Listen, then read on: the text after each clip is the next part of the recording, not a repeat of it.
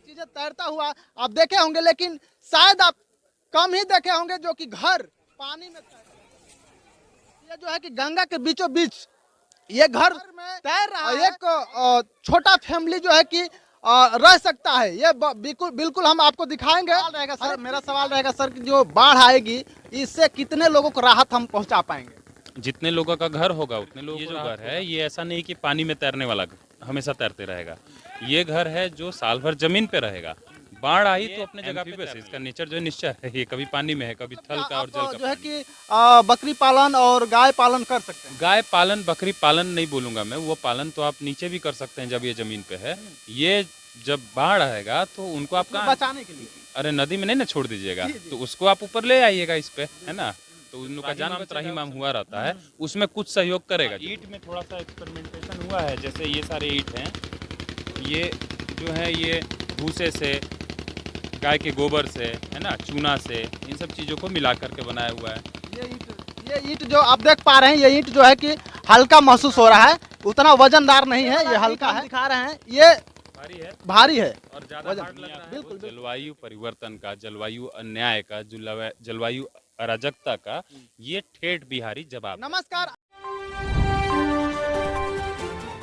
नमस्कार, आप देख रहे हैं विभाग मीडिया बीपी न्यूज और बीपी न्यूज के साथ मैं हूं सुरेश सागर। जैसे कि मैं बता दूं कि मैं अभी उपस्थित हूं बक्सर जिले। जो आप देख पा रहे हैं कि ये जो है कि आप बहुत सारे देखे होंगे कि नाव जो है कि पानी में तैरती हो, और उसके बाद बहुत तमाम प्रकार की चीजें तैरता हुआ आप देखे होंगे, लेकिन शायद आप कम ही देखे होंगे जो कि घर पानी में तैरे।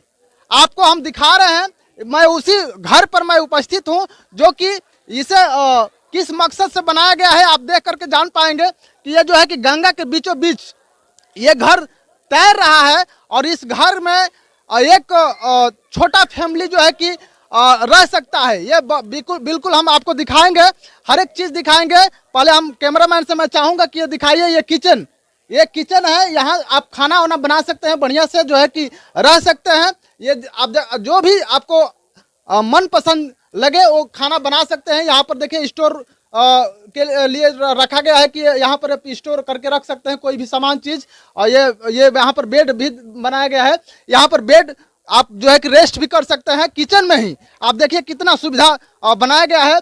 आइए हम दिखाते हैं। किचन के बाद हम आपको दिखाएंगे। आप देख पा रहे हैं ये लाइटिंग है जो कि अति आवश्यक होता है। जिस घर में लाइटिंग नहीं होता है उसमें बहुत असुविधा महसूस होती है, लेकिन इसमें भी लाइटिंग का भी व्यवस्था किया गया है।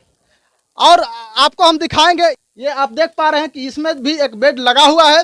और यहाँ पर आप देख पा रहे हैं कि यहाँ म्यूजिक के लिए जो है कि यहाँ पर गिटार भी रखा गया है। उसके बाद आप देख पा रहे हैं, आप इधर दिखाइए कैमरामैन, आप देख पा रहे हैं कि इसके पीछे आप देख पा रहे हैं कि गंगा के बीचों बीच हम लोग हैं। ये घर जो है कि गंगा में तैर रहा है। और ऐसा शायद कम ही घर आप देखे होंगे जो कि पानी में तैरे। वैसा घर से हम जो है कि आपको दिखा रहे हैं उस घर को। आप देख पा रहे हैं कि यहाँ मैं दिखाना चाहूंगा इस कमरा। देखिए ये कमरा बहुत अच्छा है। आप देख पा रहे हैं कि यहाँ पर भी बेडरूम, यहाँ पर नीचे दिखाइए। ये जो देख पा रहे हैं कि यहाँ पर म्यूजिक, यदि आपको लगे कि हमें बोरिंग महसूस हो रहा है, यदि आपको म्यूजिक सुनना है तो यहाँ पर गाना भी सुनने के लिए सारी व्यवस्था रखी गई है। आइए हम उनसे बातें कराते हैं और जो इस रूम को जो है कि इस घर को पानी में तैरते हुए बनाए हैं। सबसे पहले स्वागत है आपका। धन्यवाद। पहले आपका नाम जानना चाहेंगे? कुमार प्रशांत नाम बा। सर, आप जो है कि इस प्रोजेक्ट को बनाए हैं, मतलब कि क्या इस प्रोजेक्ट को बनाने का मुख्य उद्देश्य और मकसद क्या है? इस प्रोजेक्ट को बनाने का एक तो वैश्विक मकसद है और एक लोकल मकसद है। वैश्विक मकसद ये कि आज पूरी दुनिया जो है, हम ऐसे जगह पे खड़े हैं, हम ग्लोबल वार्मिंग के एक चरम पे खड़े हैं। हम एक बहुत भयानक जलवायु परिवर्तन को विटनेस कर रहे हैं अभी, और ये आगे आने वाली पीढ़ी के लिए बहुत बड़ा खतरा है। तो इस प्रोजेक्ट के थ्रू हम ये दिखाना चाहते हैं कि जीरो कार्बन फुटप्रिंट से, मतलब कि समझ रहे हैं, जो कार्बन उत्सर्जन है उसको कम करके भी घरों का निर्माण किया जा सकता है।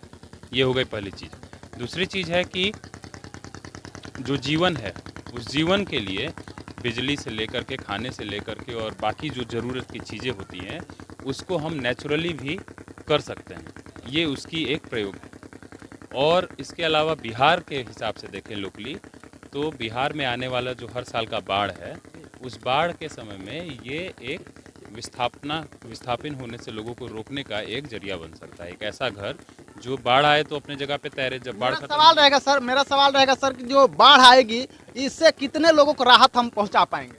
जितने लोगों का घर होगा उतने लोगों को राहत होगा। तो हम लोगों को कोशिश ये करना है कि सस्ता से सस्ता घर बना पाएँ। और घर, ये जो घर है ये ऐसा नहीं कि पानी में तैरने वाला हमेशा तैरते रहेगा। ये घर है जो साल भर जमीन पे रहेगा, बाढ़ आई तो अपने जगह पे तैरने लगेगा। तो ये एम्फीबियस है, इसका नेचर जो है निश्चय है, ये कभी पानी में है, कभी थल का और जल का प्राणी है ना। और इसको अगर एक बार में देखें, अगर एज ए रेस्क्यू यूज़ करते हैं, मान लीजिए कि इसको हम खींच के ले गए बाढ़ग्रस्त एरिया में रेस्क्यू करने के लिए, तो ये एक मेरा क्लिनिक बन गया या फूड डिस्ट्रीब्यूशन सेंटर बन गया। या लोगों को अगर इस पे लेना है तो हम 40-50 लोग इस पे आराम से रुक सकते हैं। बट अगर रहने की बात, 50 लोगों का ये वजन थम पाएगा? 40-50 लोग तो जो उद्घाटन थे उसी दिन उससे ज़्यादा लोग थे जिस दिन उद्घाटन हुआ। तो डूबेगा नहीं? अब अभी तक तो भगवान किया है कि नहीं डूबा है, अब आगे का क्या पता। टाइटेनिक डूब गया, बहुत बड़ी बड़ी चीज डूब जाएगा तो देखा जाएगा, फिर कुछ किया जाएगा। तो मुद्दा यह है कि इस पे जो है एक तो रेस्क्यू का काम भी किया जा सकता है, और रहने के लिए हिसाब से देखें तो गांव का जो एक लोगों का एक ये होता है, एक घर में लगभग 6 से लेकर 10 मेंबर लोग होते हैं, तो वो जो लोग हैं उतने लोगों की जनसंख्या रह सकती है। प्लस मवेशियों का है, ये जैसे जगह खाली है तो यहाँ पे अपने गाय बांधने हैं, बकरी बांधने हैं, वो जगह भी है हमारे पास। यहाँ इस पर मतलब कि आप जो है कि बकरी पालन और गाय पालन कर सकते हैं? गाय पालन बकरी पालन नहीं बोलूँगा मैं, वो पालन तो आप नीचे भी कर सकते हैं जब ये ज़मीन पे है। ये जब बाढ़ आएगा तो उनको आप कहाँ बचाने के लिए? अरे नदी में नहीं ना छोड़ दीजिएगा, तो उसको आप ऊपर ले आइएगा इस पे, है ना। तो उन लोग का जान बचेगा उस समय के लिए। जो त्राहिमाम हुआ रहता है उसमें कुछ सहयोग करेगा जरूर। हाँ। कुछ राहत होगा। सर इस प्रोजेक्ट को तैयार करने में मतलब कि कितना कॉस्ट जो है कि खर्चा हुआ होगा? इसको हम लोगों ने 6 लाख के बजट पे ये घर बनाया है कि ये जो एक व्यवस्था बनी कि हम 6 लाख के मॉडल पे ये बना पाएँ।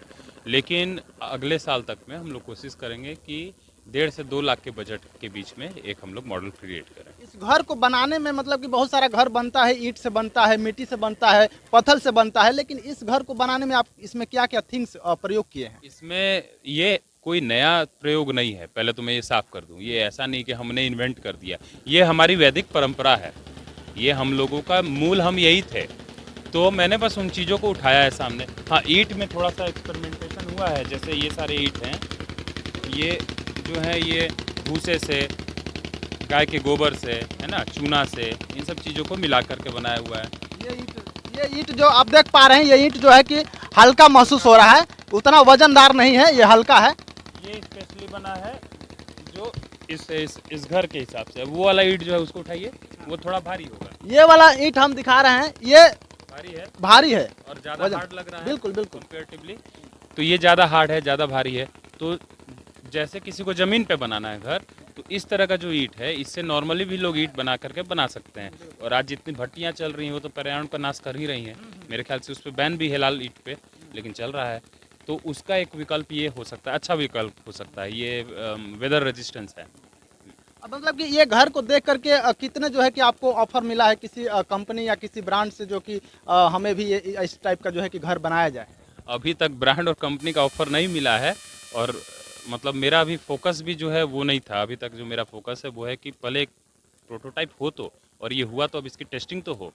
अभी थोड़ी कि बन गया और हाँ हो सकता है कि गड़बड़ियाँ हो, तो हमें तो समय चाहिए ना उसके टेस्टिंग के लिए। तो अब ये टेस्ट पीरियड में आएगा।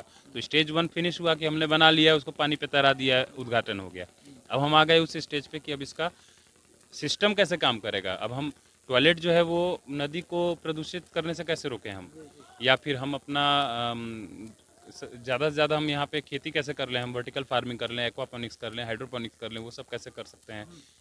क्या क्या तरीके हैं जिससे जीवन कैसा होगा। अगर पानी से घिरे रहें 2 महीना 3 महीना, तो खाना उना सुखा उखा के पहले होता था ना, पहले की औरत लोग बड़ी डालत रही जाए, चाहे सुखौता उखौता बनी, तो वो सब जो चीज़ रहे उस सब के भी प्रयोग होके के चाहिए, क्या कि नया जनरेशन के तो मालूम ही नहीं कि सब। तो प्राकृतिक पद्धति से होने वाले और रहने का जो जीवन का जो शैली था, उस शैली का एक प्रयोग है ये, है ना। और किसी को बनवाना होगा तो ये तो छोटी चीज़ है। मेरा सवाल रहेगा कि ये जो 5 से 6 लाख जो है इसमें लगा है कष्ट, ये जो है कि पैसा आप अपने पॉकेट से किए हैं या गवर्नमेंट से आप जो है कि लिए हुए हैं? ये जो फंड है ये सेंटर ऑफ रेजिलियंस ऑर्गेनाइजेशन है, और ऑर्गेनाइजेशन ने अपने पार्टनर ऑर्गेनाइजेशन से मिलकर के इस फंड को इसमें ये किया है।